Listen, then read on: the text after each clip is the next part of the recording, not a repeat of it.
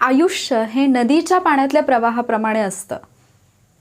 तुम्ही एकदा टच केलेलं पाणी तुम्ही परत त्याच पाण्याला स्पर्श नाही करू शकत, कारण तोपर्यंत ते पाणी वाहत पुढे गेलेलं असतं. तसंच आयुष्यातली एक संधी किंवा आयुष्यातला तो एक क्षण जो तुम्हाला आत्ता जगता येतो, किंवा जी संधी जिचं तुम्हाला आत्ता सोनं करता येतं, तोच क्षण तुम्हाला परत जगता येत नाही, कारण तोपर्यंत तो क्षण ती संधी निघून गेलेली असते. म्हणून जर आयुष्याने एखादी संधी दिलीच असेल तर तिला वेळीच ओळखा आणि तिचं वेळीच सोन्यात रूपांतर करा. हॅलो वॉरियर्स, मी सुप्रिया आणि तुम्ही पाहत आहात वॉरियर ऑफिसर एज्युकेशनल चॅनल. फक्त लढण्याची नव्हे, जिंकण्याची तयारी. खूप वॉरियर्सनी रिक्वेस्ट केली होती की मॅम तुम्ही कंबाईंडसाठी चॅलेंजेस घेता किंवा कंबाईंडसाठी डेली स्टडी टार्गेट देता, बट राज्यसेवेसाठी का नाही देत आहात? सेम चॅलेंज आम्हाला राज्यसेवेसाठी हवं आहे. त्याच्यानंतर मी टेलिग्रामवरती एक पोलही घेतला होता आणि त्याच्यामध्ये सुद्धा आय थिंक जवळपास 75+ जे वॉरियर्स आहेत त्यांनी असं म्हटलं की मॅम राज्यसेवेसाठी सुद्धा आम्हाला डेली स्टडी टार्गेट्स द्या. म्हणूनच या व्हिडिओमध्ये राज्यसेवेसाठीचं जे डेली स्टडी टार्गेट असणार आहे त्याच्याबद्दलची अपडेट मी घेऊन आलेली आहे. हे 135 दिवसांचं म्हणजेच 135 डेजचं एक चॅलेंज असेल, जिथे तुमचा सगळा सिलेबस कंप्लीट होईल, प्लस तुम्हाला काही वेळ क्वेश्चन पेपर सॉल्विंगसाठी प्रॅक्टिससाठी सुद्धा मिळेल. अर्थातच ज्यावेळेला तुम्ही स्टडी करताय तर स्टडीसोबत क्वेश्चन सॉल्विंग आणि त्याचं ॲनालिसिस हे तुम्हाला करायचंच आहे. हे जे चॅलेंज आहे त्याची फी किती आहे हा प्रश्न खूप जण मला विचारणार आहेत, मला माहिती आहे. म्हणून पूर्ण व्हिडिओ होण्यापूर्वी मी सुरुवातीलाच सांगते, जसं 180 डेज चॅलेंज 2.0 असेल किंवा 180 डेज चॅलेंज असेल, याच्या बाबतीत जसं मी सांगितलं तसंच राज्यसेवेची एक्झाम जर तुम्हाला क्रॅक करायची असेल आणि त्याच्यासाठी तुम्हाला एक प्लॅन हवा असेल तर त्याच्यासाठीची जी फी आहे ती आहे तुमची 100% मेहनत, तीही प्रामाणिक मेहनत. कुठल्याही प्रकारचे चार्जेस मी तुमच्याकडून याच्यासाठी घेणार नाही आहे. हा एक स्टडी प्लॅन असेल, प्रॉपर स्टडी प्लॅन, ज्याच्यामध्ये तुम्ही अगदी तुमचे पेपर 1चे आणि पेपर 2चे जे काही टॉपिक आहेत, जो तुमचा सिलेबस आहे तो तुम्ही कंप्लीट करू शकाल. तुमचा काही वेळ क्वेश्चन पेपर सॉल्विंगसाठी सुद्धा तुम्हाला देता येईल, तुमची तिथे प्रॅक्टिसही होऊन जाईल. अशा पद्धतीने आपण हे जे चॅलेंज आहे ते कंप्लीट करणार आहोत. हे चॅलेंज घेण्यापाठीमागचा उद्देश काय? पहिलं तर आहेच की खूप वॉरियर्सने रिक्वेस्ट केली होती की मॅम राज्यसेवेसाठी आम्हाला डेली स्टडी टार्गेट द्या. याच्यामध्ये तुम्ही स्वतः सेल्फ स्टडी करायचा आहे. मी तुम्हाला फक्त एक प्लॅन बनवून देणार आहे आणि त्यासोबतच जितकं मला पॉसिबल आहे तितकं स्टडी मटेरियलसुद्धा तुम्हाला मी अवेलेबल करून देणार आहे. जसे की काही स्टेट बोर्डचे बुक्स आहेत जे तुम्हाला आवश्यक असतील या एक्झामचा अभ्यास करताना, तर ते जे काही स्टेट बोर्डचे बुक्स आहेत ते आपल्या एज्युकेशनल ॲपवरती तुम्हाला मिळून जातील, तर तिथून तुम्ही ते डाउनलोड करू शकता. बाकीचे जे आहेत म्हणजे प्राचीन भारताचा इतिहास, 2च क्वेश्चन्स 2023च्या पेपरमध्ये होते, किंवा मध्ययुगीन भारताचा इतिहास आहे त्याच्याशी रिलेटेड असणारं काही मटेरियल असेल किंवा काही नोट्स वगैरे जर मी तुमच्यासोबत शेअर करणार असेल तर ते मी ॲपवरती करेन. आणि बाकी ज्या काही अपडेट आहेत ते आपल्या यूट्यूबवरती आणि टेलिग्रामवरती तर तुम्हाला मिळतच आहेत. हे चॅलेंज कसं असणार आहे किंवा एकूणच राज्यसेवेच्या पेपरचं स्वरूप वगैरे याच्याबद्दल थोडक्यात डिस्कस करूयात. अँड देन मी तुम्हाला सांगेन की हे सगळे स्टडी टार्गेट जे आहेत ते तुम्हाला कुठे मिळणार आहेत आणि कधी मिळणार आहेत किंवा कधीपासून आपण हे सुरू करतोय. राज्यसेवेच्या पेपरचा जर आपण विचार केला तर तुम्हाला माहिती आहे की राज्यसेवेला पेपर 1 आणि पेपर 2 असे 2 पेपर आहेत. त्याच्यातला पहिला जो पेपर आहे त्याला तुम्ही जनरल स्टडीज असं म्हणता आणि दुसरा जो पेपर आहे त्याला CSAT असं म्हणतो आपण. मग पहिला जो पेपर आहे त्याला सुद्धा 200 मार्क आहेत, पण तिथे 100 प्रश्न असतात. दुसरा जो पेपर आहे त्याला सुद्धा 200 मार्क आहेत, पण तिथे 80 क्वेश्चन्स असतात. म्हणजे पेपर 1चा विचार केला तर एका प्रश्नाला 2 मार्क आहेत, पेपर 2चा विचार केला तर एका प्रश्नाला 2.5 मार्क आहेत. आता याच्यामध्येही रिसेंटली जो आयोगाने केलेला बदल आहे त्याच्यानुसार तुम्हाला जर राज्यसेवा पूर्वपरीक्षा पास व्हायचं असेल, जर तुम्हाला मुख्यपर्यंत पोहोचायचं असेल तर पेपर 2 जो CSAT आहे तो क्वालिफाईंग करण्यात आलेला आहे. म्हणजे इथे तुम्हाला किमान 33% गुण जे आहेत ते मिळवणं आवश्यक आहे. म्हणजे 66 मार्क्स जे आहेत ते तुम्हाला पेपर 2मध्ये मिळायला पाहिजेत. आणि मग पेपर 1मध्ये जो तुमचा स्कोर आहे त्याच्यानुसार तुमचं मेरिट डिसाईड होणार आहे. याचाच अर्थ असा की तुम्ही दोन्हीही पेपरला लाईटली घेऊ शकत नाही. तुम्हाला दोन्हीही पेपरला तितकाच इम्पॉर्टन्स देऊन अभ्यास करावा लागणार आहे. कारण जर तुम्हाला दुसऱ्या पेपरमध्ये 66 मार्क्स नाही मिळाले तर तुम्ही पेपर 1मध्ये कितीही हायेस्ट स्कोर केला तरी त्याचा काही फायदा होणार नाही आहे. म्हणूनच जेव्हा आपण टार्गेट घेतोय किंवा ज्या पद्धतीने आपण हा स्टडी प्लॅन देतो तर आपण दोन्ही पेपरला वेळ देणार आहोत. फरक इतकाच आहे की पेपर 1चा स्कोर तुमचा जास्तीत जास्त कसा येईल आणि पेपर 2मध्ये तुम्ही क्वालिफाईंग प्लस 10-15 मार्क्स कसे मिळवाल याची प्रॅक्टिस आपण करणार आहोत. मग अर्थातच जो तुमचा दिवसभराचा प्लॅन असेल त्याच्यामध्ये मॅक्झिमम टाईम आपण पेपर 1ला देण्याचा प्रयत्न करणार आहोत. आत्तापासून पेपर 2साठी काही वेळ आपण देणार आहोत. नंतर क्वेश्चन पेपर सॉल्व्हिंगच्या वेळेला मात्र क्वेश्चन पेपर सॉल्व्हिंग असेल, त्याचा ॲनालिसिस असेल तर तिथे म्हणजे एक्झाम जवळ आल्यानंतर किंवा एक्झामच्या आधी 1-2 महिने, 1 ते 1.5 महिना सीसॅटला आपण थोडासा वेळ जो आहे तो वाढवू शकतो.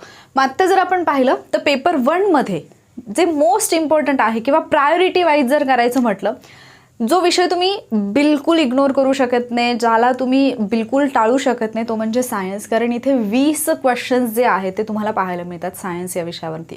आणि 20 क्वेश्चन्स म्हणजे जवळपास 40 मार्क्स जे आहेत ते तुमचे एकाच विषयातून येणार आहेत. आणि म्हणून सायन्सला बिलकुल स्किप करायचं नाही, सायन्सला बिलकुल लाईटली घ्यायचं नाही. सायन्सचा अभ्यास तुम्हाला खूप व्यवस्थित करायचा आहे. त्याच्यानंतर दुसरा जो महत्त्वाचा विषय येतो तो पॉलिटी. ज्या क्रमाने मी विषय दिलेले आहेत त्याच क्रमाने ते का दिलेले आहेत ते पण मी तुम्हाला सांगेन. ॲक्च्युली करंट अफेअर्स जो आहे तो कधीही या सगळ्यामध्ये घ्यायचा नाही आपल्याला, कारण करंट अफेअर्स हा इम्पॉर्टंट असणारा घटक आहे आणि तो तुम्हाला प्रत्येक एक्झामसाठी असतो. त्यामुळे त्याचं महत्त्व कमी होत नाही, म्हणजे त्याला खाली लिहिले म्हणून तो कमी महत्त्वाचा असं समजू नका. ठीक आहे, ते तुम्हाला कंपल्सरी करायचंच आहे. पॉलिटीचे 15 क्वेश्चन्स जे आहेत 30 मार्क्स आहेत. 15पैकी 15 तुमचे बरोबर येऊ शकतात, कारण पॉलिटी हा विषय असा आहे जो तुम्हाला खूप जास्त मार्क्स मिळवून देतो जर तुम्ही व्यवस्थित त्याचा अभ्यास केलेला असेल, जर तुम्ही संकल्पना समजून घेतलेल्या असतील, जर तुम्ही रिव्हिजन केलेली असेल. त्याच्यानंतर येतो इकॉनॉमिक्स. अगेन इकॉनॉमिक्समध्ये पण तुमच्या कन्सेप्ट क्लिअर असतील तर बऱ्याचदा तुम्हाला फॅक्ट ज्या विचारलेल्या असतात त्या फॅक्टसुद्धा तुमच्या म्हणजे जरी तुमच्या पाठ नसतील तरी कन्सेप्ट क्लिअर असेल तर तुम्ही त्याचा आन्सर बरोबर देऊ शकता. आणि याच्यात आणखी एक महत्त्वाचा पार्ट येतो, ज्यावेळेला तुम्ही इकॉनॉमिक्स अभ्यासता त्यावेळेला जे आपलं अर्थसंकल्प असतो किंवा आर्थिक पाहणी अहवाल असतो, या 2 गोष्टी तुम्हाला कंपल्सरी करायच्या असतात. मग जर तुमची एक्झाम एप्रिलमध्ये आहे, 28 एप्रिल ही डेट आयोगाने दिलेली आहे, जर तुमची एक्झाम एप्रिलमध्ये आहे तर अर्थातच तुम्हाला त्यावेळेला रिसेंटली जो काही अर्थसंकल्प येईल तो विचारला जाण्याचे चान्सेस थोडेफार कमी आहेत असं आपण म्हणू शकतो. कदाचित विचारले सुद्धा जाऊ शकतात, कारण म्हणजे तुमच्याकडे एक्झामच्या पूर्वी जवळपास 1-1.5 महिना जो आहे त्यावेळेला अर्थसंकल्प आलेला असेल, त्यामुळे कदाचित जर पेपर सेट झाला नसेल तर त्याच्यातून सुद्धा काही क्वेश्चन पाहायला मिळतील. बट मोस्टली 23-24चा जो आहे तो तुम्ही प्रॉपरली करणं अपेक्षित आहे. शिवाय करंटमधून जे पण इकॉनॉमिक्सचे पॉईंट येतात ते तर तुम्हाला करायचेच. त्याच्यानंतर येतो हिस्ट्री. आता हिस्ट्रीचं जर तुम्ही 2023चा पेपर पाहिला तर याचं जे डिवायडेशन आहे ते तुम्हाला 11-2-2 असं पाहायला मिळतं. म्हणजे 11 प्रश्न जे आहेत ते आधुनिक भारताचा इतिहास आणि महाराष्ट्राचा असं आपण म्हणू शकतो. आधुनिक भारत आणि महाराष्ट्राचा इतिहास याच्यावरती आहेत. 2 प्रश्न जे आहेत ते प्राचीनवरती आहेत आणि 2 जे आहेत ते मध्ययुगीनवरती आहेत. मग याच्यामध्ये पण एक गोष्ट लक्षात ठेवा की 2-2 मार्क्सचे प्रश्न म्हणजे 2-2 प्रश्न आलेले आहेत, टोटल 4 प्रश्न आलेले आहेत. हा कम्प्लिटली तुमचा कॉल असेल की तुम्ही मध्ययुगीन आणि प्राचीन भारताचा इतिहास करायचा की नाही.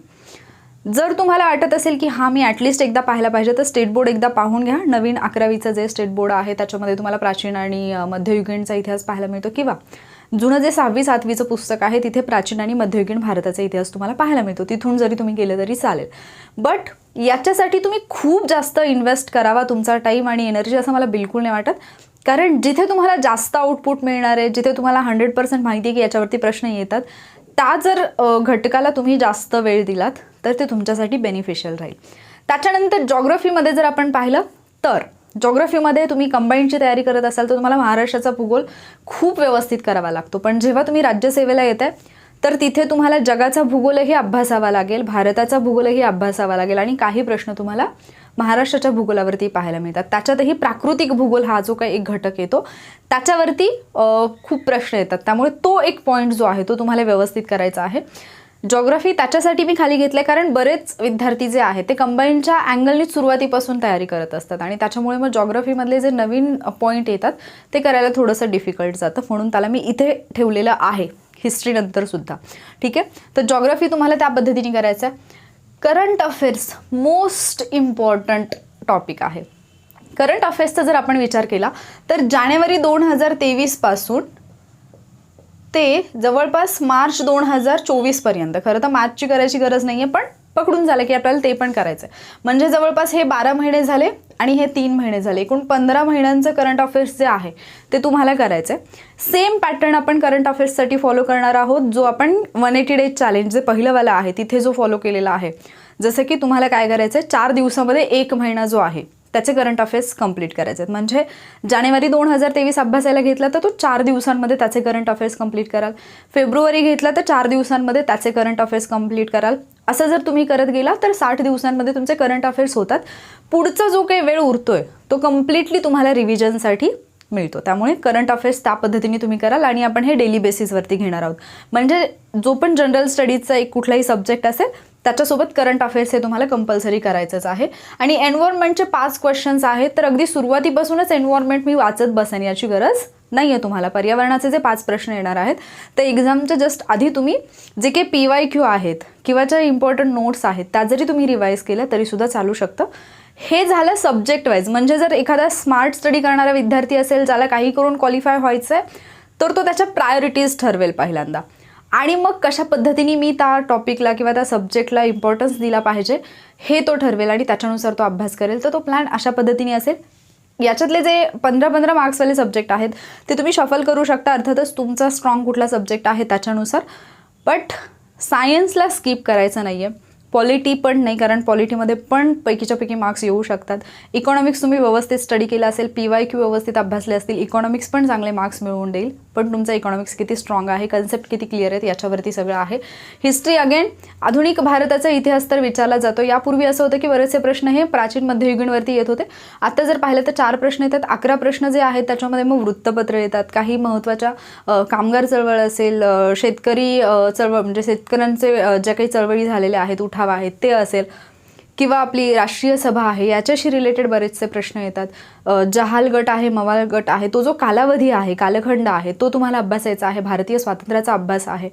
तर याच्यातून क्रांतिकारी चळवळ याच्यातून प्रश्न बनतात. सो हे काही सिलेक्टिव्ह टॉपिक आहेत, ते जर तुम्ही प्रॉपरली केले तरी तुमचे इथे मार्क्स येतात.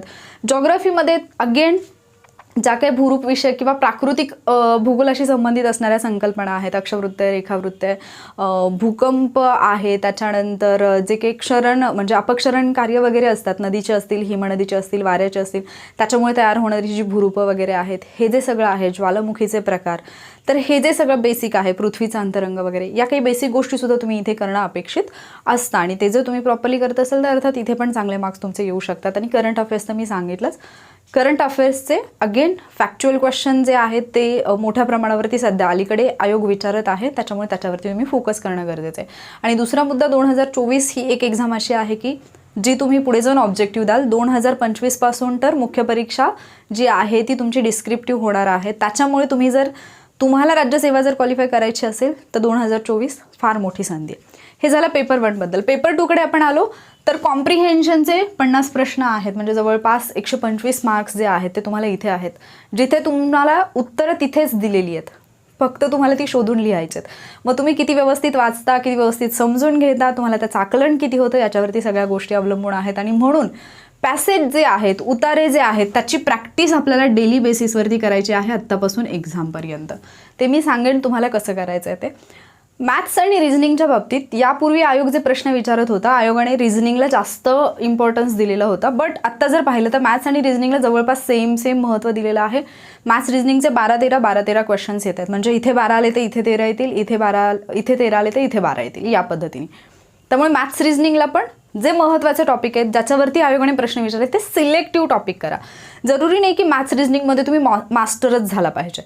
तर जर तुम्ही रिसेंटली झालेला म्हणजे 2023चा जर पेपर पाहिला तर तुमच्या लक्षात येईल की CSATचा पेपर हा तुलनेने इझी होता.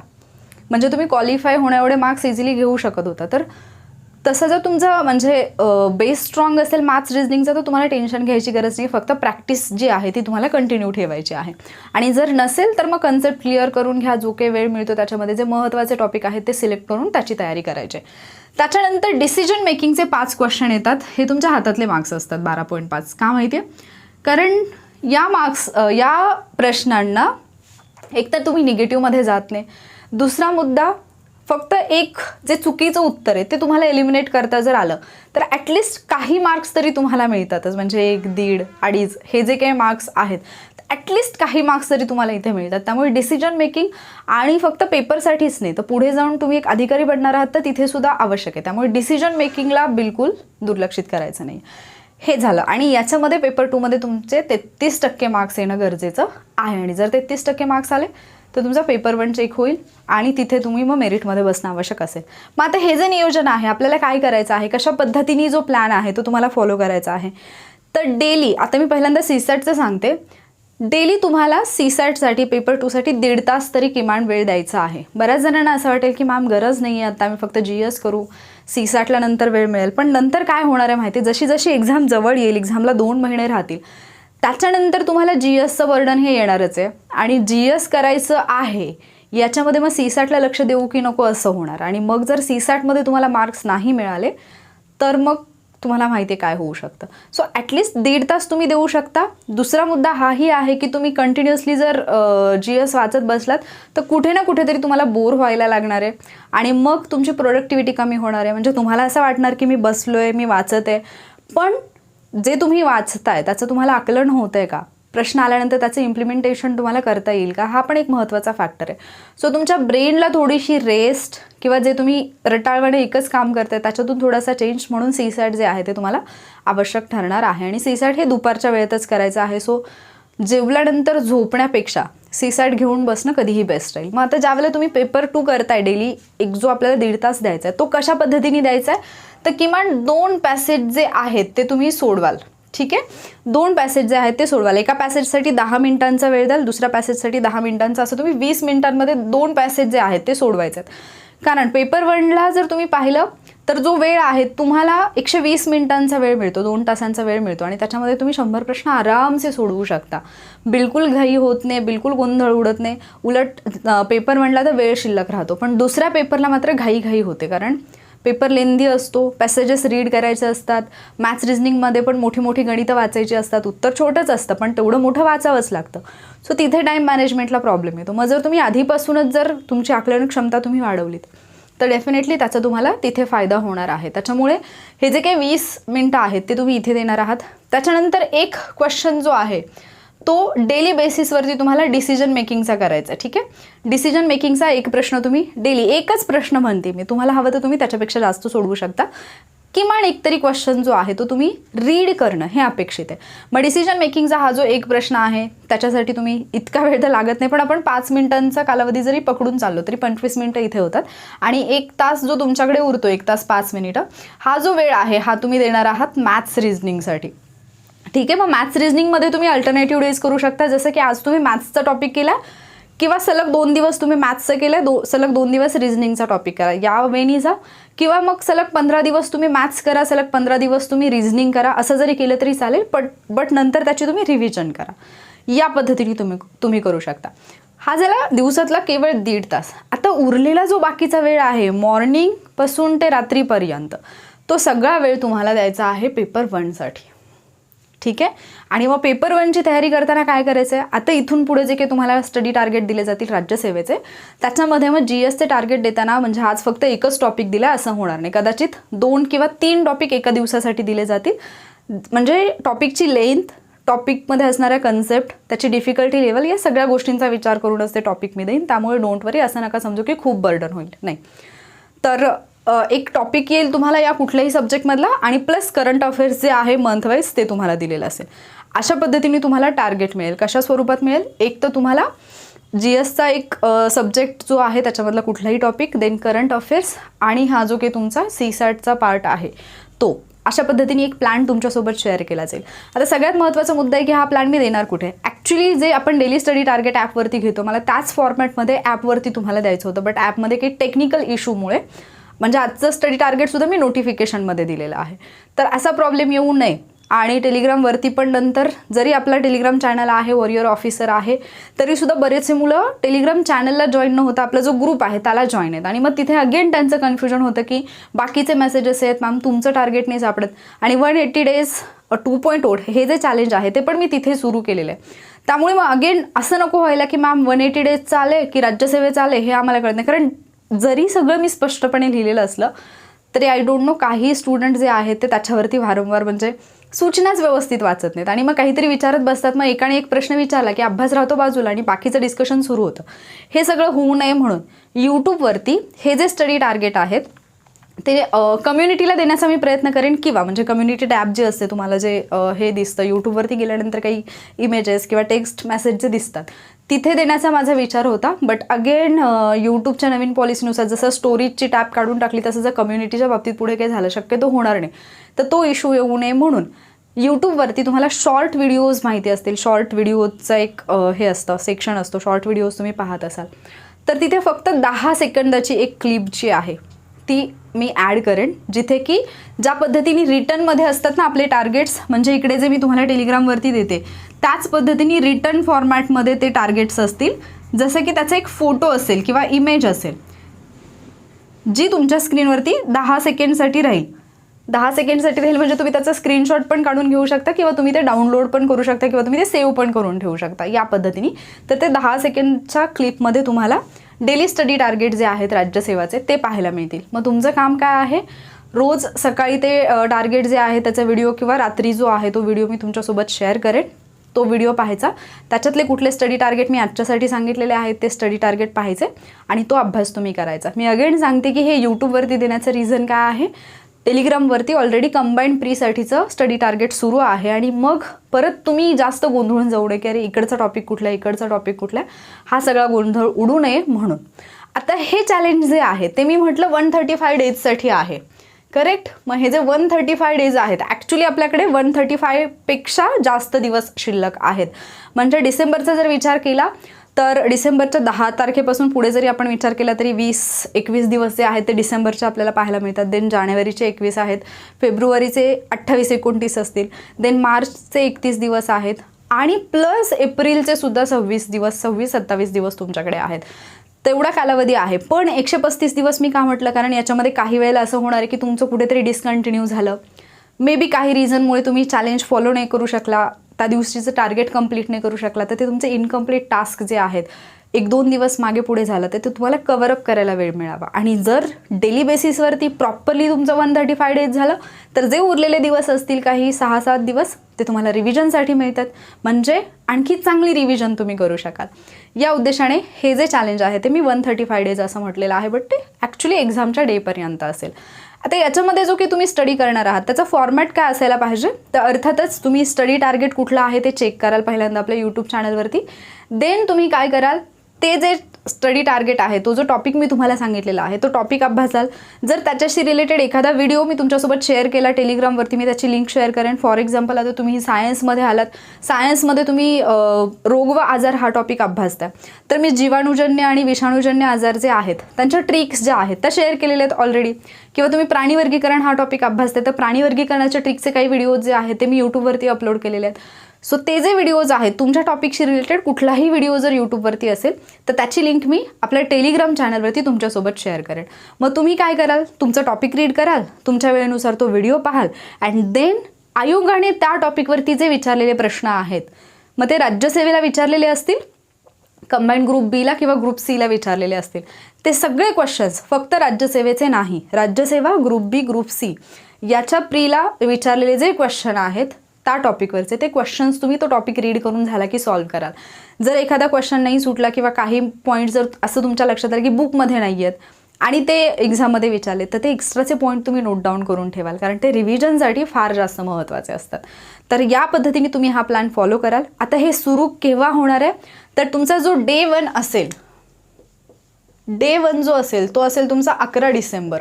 ठीक आहे. आता बरेच जण म्हणतील मॅम 17 डिसेंबर नंतर सुरू करा वगैरे, तर मी ऑलरेडी सांगितले की जे काही एक्स्ट्राचे दिवस मिळतात त्याच्यामध्ये तुम्ही ते कव्हरअप करून घ्या, कारण 17 डिसेंबरसाठी खूप गोष्टी मी पेंडिंगला ठेवल्यात. जसे की 100 डेजवाले स्टुडंट आहेत, फी भरून त्यांनी ॲडमिशन घेतलं, बट त्यांचे डिस्कशन सेशन किंवा त्यांचे पुढचे लेक्चर्स जे आहेत ते 17 डिसेंबरसाठी पेंडिंगला आहेत.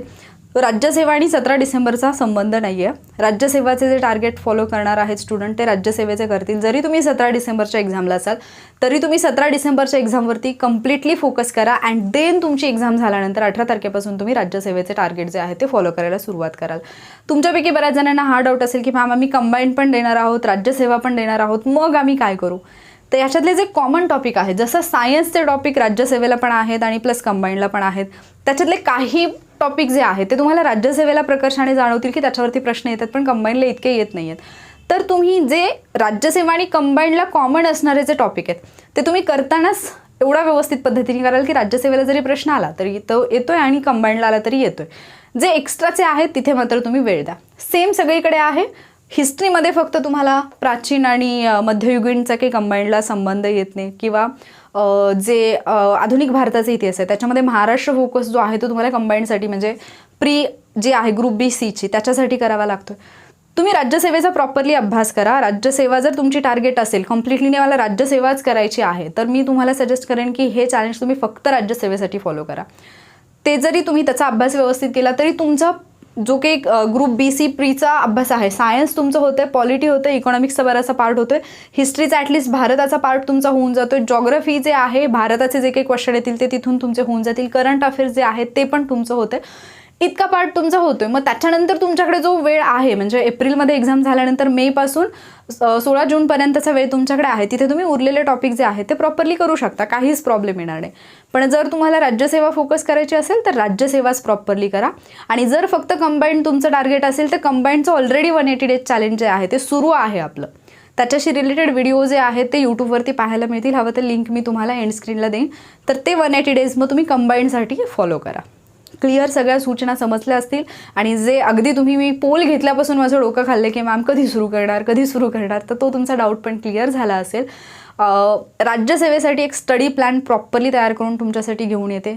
त्याच्या पाठीमागे मेहनत असते, कारण फक्त उठायचं आणि सांगायचं की हे टॉपिक करा इतकं ते इझी नाही आहे. प्रॉपरली एक प्लॅन तुमच्यापर्यंत घेऊन येण्यासाठी खरंच मेहनत करावी लागते. जर तुम्हाला वाटत असेल की हा प्लॅन माझ्यासाठी फायदेशीर ठरेल, अर्थातच तो ठरेल जर तुम्ही 100% फॉलो केला तर तुमचा 100% स्कोरही येईल आणि 100% तुम्ही पासही व्हाल. फक्त तुम्हाला ते प्रामाणिकपणे डे टू डे तुम्हाला फॉलो करावं लागेल. एकाही दिवशी तुम्हाला असं म्हणून नाही चालणार की नको मला आज कंटाळा आला आहे. मी माझ्या बाजूने चूक होऊ देणार नाही, कारण 180 डेज चॅलेंज पहिलंही आणि आत्ताचंही जे मी घेते जेव्हापासून सुरू केलं एकाही दिवसाचा गॅप न पडता मी डेली स्टडी टार्गेट्स देत आहे. त्याच्यामुळे इथे सुद्धा माझा गॅप पडणार नाही याची मी पूर्णपणे काळजी घेईन. राज्यसेवेचे जे स्टडी टार्गेट आहे ते तुमच्यापर्यंत घेऊन येण्याचा. हां, दुसरा एक मुद्दा सांगायचा होता की हे जे पॅसेज सोडवायचे ते कुठून सोडवायचे, तर ते पॅसेजेस जे आहे ते आयोगाचे जे यापूर्वीचे पेपर्स आहेत 17, 18, 19, 20, 21, 22, 23 पर्यंतचे पेपर पहा. त्याच्यामध्ये सगळे पॅसेजेस तुम्हाला मिळतील. रोज 2-2 पॅसेज जे आहेत ते तुम्ही सिलेक्ट करू शकता आणि तेच 2 पॅसेज तुम्ही सॉल्व्ह करू शकता. डिसिजन मेकिंगचे क्वेश्चन्स तिथूनच घ्याल. मॅथ्स रिजनिंगचे टॉपिक तिथल्याच म्हणजे त्याच्यातलेच एक पेपर घ्यायचा, त्याच्यातला कुठला प्रश्न आला मॅथ्सचा पाहायचा, त्या टॉपिकवरचे बाकीचे जे क्वेश्चन्स आहेत किंवा कन्सेप्ट आहेत त्या क्लिअर करून घ्यायच्या. या पद्धतीने तुम्ही अभ्यास जो आहे सीसॅटचा तो कराल. राज्यसेवेचा जो सिलेबस आहे तो आपल्या टेलिग्राम चॅनलवरती त्याची PDF मी आत्ता व्हिडिओ नंतर लेक्चरनंतर ती मी सेंड करून देईन. तो सिलेबस जो आहे तो तुमच्यासोबत कायमस्वरूपी ठेवा. त्यानंतर बुकलिस्ट जी आहे ती सुद्धा मी तुमच्यासोबत शेअर करेन, PDFच शेअर करेन आपल्या टेलिग्राम चॅनलवरती. तर टेलिग्रामला जॉईन नसाल, डिस्क्रिप्शनमध्ये लिंक आहे तिथून जॉईन करा. ती बुकलिस्ट जे आहे ते रेफरन्स बुक जे आहे ते तुमच्यासोबत ठेवा आणि ते फॉलो करा. ठीक आहे. आणि अगेन करंट अफेअर्सच्या बाबतीत कन्फ्यूज नका होऊ. 4 दिवस मी सांगितलं तुम्हाला एका महिन्यासाठी, जानेवारीसाठी. तुम्ही म्हणाला माझ्याकडे जानेवारीचं मॅगझिन नाही आहे, माझ्याकडे सरळ तिमाही आहे. तर मग तुम्ही काय कराल, 4, 4, 4 3 महिन्याचे किती दिवस झाले, 12 दिवस. 12 दिवसामध्ये ती तिमाही जी आहे ती कंप्लीट करा. किंवा तुमच्याकडे 6 माही आहे तर 24 दिवसामध्ये ते 6 महिन्याचं जे पुस्तक आहे ते तुम्ही कंप्लीट करा. असं तुम्ही सेग्रिगेट करा. असं नका करू की मॅमने आता जानेवारीचं सांगितलं 4 दिवस मग मी शोधत बसेन जानेवारीचे कुठले कुठले करंट अफेअर्स आहेत, असं नका करू. जे बुक आत्तापर्यंत तुम्ही अभ्यासलेलं आहे तेच बुक करा. जर आत्तापर्यंत कुठलंच बुक अभ्यासलं नसेल तर अगेन तुम्ही 6 माही घेऊ शकता, किंवा तुम्ही काही दिवस थांबून जर आता वार्षिकी येईल ते जरी केलीत तरीसुद्धा काही इश्यू नाही. पण मग ते तुम्हाला उरलेल्या दिवसामध्ये कंप्लीट करता आलं पाहिजे. ठीक आहे. सगळ्या सूचना समजल्या असतील. आणि हे जे काही मी चॅलेंज घेऊन आलेले आहे स्टडी चॅलेंज ते कम्प्लिटली फ्री आहे. परत एकदा सांगते, फक्त तुमचा अभ्यास प्रॉपरली व्हावा. तुम्ही कुठे इकडे तिकडे वेळ जाऊ नये आणि रोज उठून मी आज काय वाचू हा प्रश्न तुमच्यासमोर येऊ नये. अभ्यासाला दिशा मिळावी म्हणून हे जे चॅलेंज आहे ते मी फ्रीमध्ये सुरू केलेलं आहे. यूट्यूबवरती डेली तुम्हाला त्याची 10 सेकंडची एक शॉर्ट क्लिप जी आहे ती पाहायला मिळेल. तिथे चॅलेंजेस पाहायला मिळतील. तुम्ही स्क्रीनशॉट्स पण काढू शकता त्याचे, किंवा तुम्ही सेव्ह पण करून ठेवू शकता आणि त्याच्यानुसार तुमचे डेली स्टडी टार्गेट जे आहे ते तुम्ही कंप्लीट करू शकता. अपडेट आवडली असेल, हा उपक्रम आवडला असेल, फायदेशीर ठरणार आहे असं वाटत असेल तर व्हिडिओला लाईक आणि तुमच्या मित्रांसोबत शेअर करा जे राज्यसेवेची तयारी करत आहेत. आणि त्यासोबतच जर चॅनलवरती नवीन असाल किंवा व्हिडिओज पाहताय पण आत्तापर्यंत सबस्क्राईब केलं नाही तर इथून पुढे कंटिन्युअसली टार्गेट्स मिळवण्यासाठी आपल्या चॅनलला सबस्क्राईबसुद्धा करून ठेवा. बाकी तुमचे काही डाऊट असतील तर तुम्ही ते कमेंटमध्ये विचारू शकता. व्हिडिओच्या फॉर्मॅटमध्ये किंवा तुमच्या कमेंटला रिप्लाय देऊन किंवा वेगळ्या कुठल्या तरी फॉर्मॅटमध्ये तुमच्या प्रश्नांची उत्तरं मी तुमच्यापर्यंत घेऊन येण्याचा नक्की प्रयत्न करेन. लवकरच भेटूयात पुढच्या व्हिडिओमध्ये. थँक्यू.